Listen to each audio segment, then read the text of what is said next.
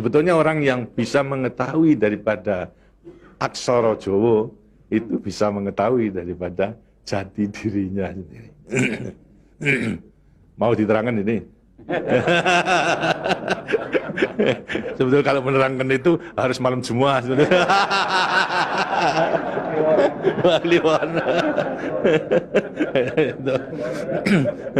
Dan itu namanya ilmu dari nenek moyang kita itu dalam rangka menjabarkan mengenai apa namanya Pancasila, Eka Prasida Pancakarsa, sebetulnya falsafah daripada aksara Jawa itu.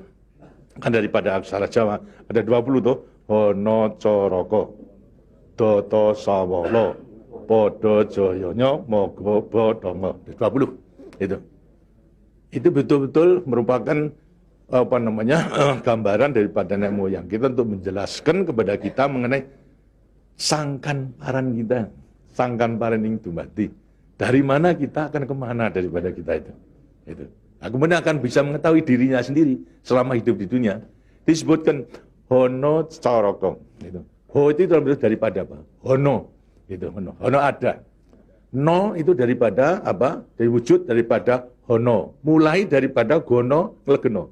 Gono itu belum wujud, belum berbentuk. Apa namanya? Legeno itu masih belum ada sandangan, masih utuh, Itu belum ada taling tarungnya dan sebagainya, masih belum sandangan. Terus Hono. Jadi manusia itu memang dilahirkan, diciptakan oleh Tuhan, mulai daripada Hono hurip. Huripnya siapa? Nur daripada Tuhan Yang Maha Kuasa. Lantas diciptakan oleh manusia terdiri pada apa namanya? Tanah, kemudian air, lantas apa namanya? Ini Hawa dan juga api. Apa itu? Ya daripada semua tumbuh-tumbuhan yang ada ini.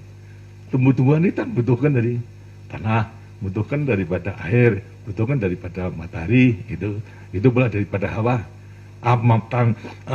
Daripada tanam-tanam dimakan daripada manusia, ada laki maupun perempuan, akhirnya menjadi cacat dari mani. Mani kemudian berkumpul suami istri, lahirlah, wujudlah daripada embrio tadi. Embrio itu masih legeno, masih gono, itu mulai nonya itu. Terus mulai daripada hurip, kemudian hubungan suami istri mulai timbul daripada gono masih legono. Kemudian lantas setelah itu tumbuh daripada apa namanya embrio tersebut menjadi jabang bayi yang kemudian dilengkapi dengan coroko. Apa itu? Cipta rasa karsa. Itu coroko.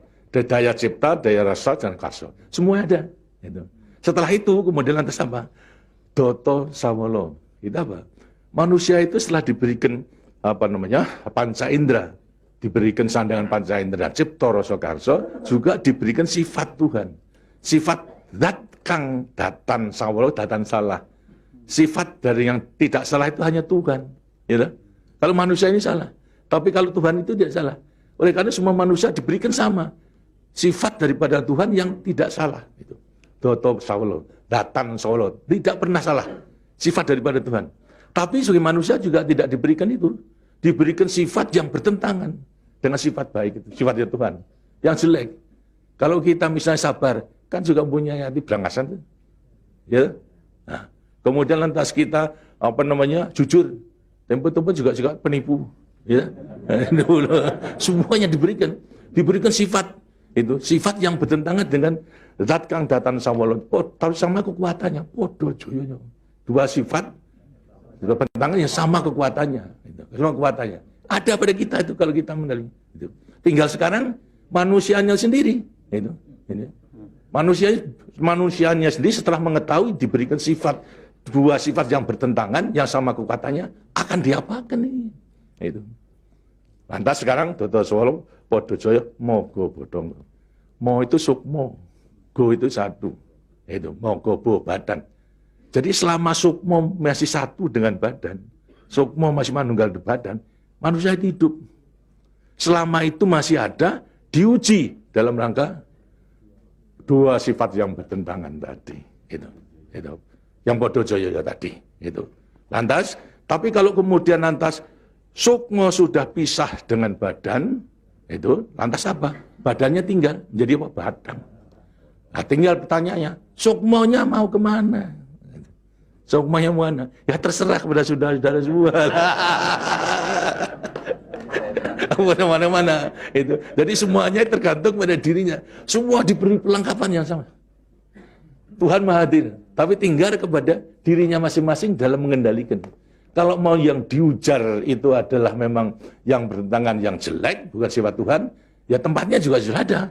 Di neraka, tidak bahagia di dunia di akhirat nanti. Tapi kalau yang dikendalikan atau yang dilayani itu adalah sifat daripada Tuhan, ya dengasinya akan dekat kepada Tuhan. Karena Tuhan itu kan tidak mawujud, gitu. Tidak bentuk, ya, tapi sifatnya ada. Jadi kalau kita mau kembali dekat kepada Tuhan, ya membawa sifat yang baik itu, sifat Tuhan kepada Tuhan. Itu sebenarnya gampangnya daripada rahasia hidup itu sebetulnya hanya itu saja. Tapi tidak tergantung pada saya, tergantung pada saudara-saudara sendiri dalam rangka pengeterapannya itu. Gitu. Makanya itu coba pelajari daripada semua ini, daripada untuk mengendalikan dua sifat yang bertentangan tadi itu dengan sendirinya agar supaya betul-betul bisa menempati diri. Kemudian di samping itu juga Tuhan itu memberikan suatu takdir kepada sifat kodrati daripada manusia.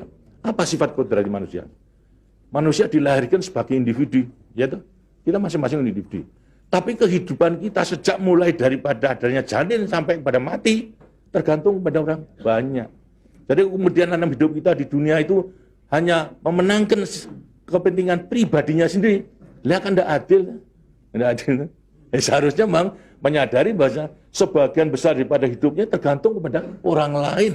Nah itu wajiblah sekarang memenuhi panggilan untuk ya bersama-sama dengan orang lain. Sebab hidup di dunia itu adalah bisa serasi. Jadi karena itu lantas sekarang namanya sifat kodrati daripada sifat yang monodualistis. Itu. Satu tapi kembar tapi satu. Ialah sifat individu sama sebagai makhluk sosial. Nah, itu kuncinya daripada penghayatan, pengamalan daripada Pancasila. Gitu. Nah, demikianlah waktunya saya kira sudah.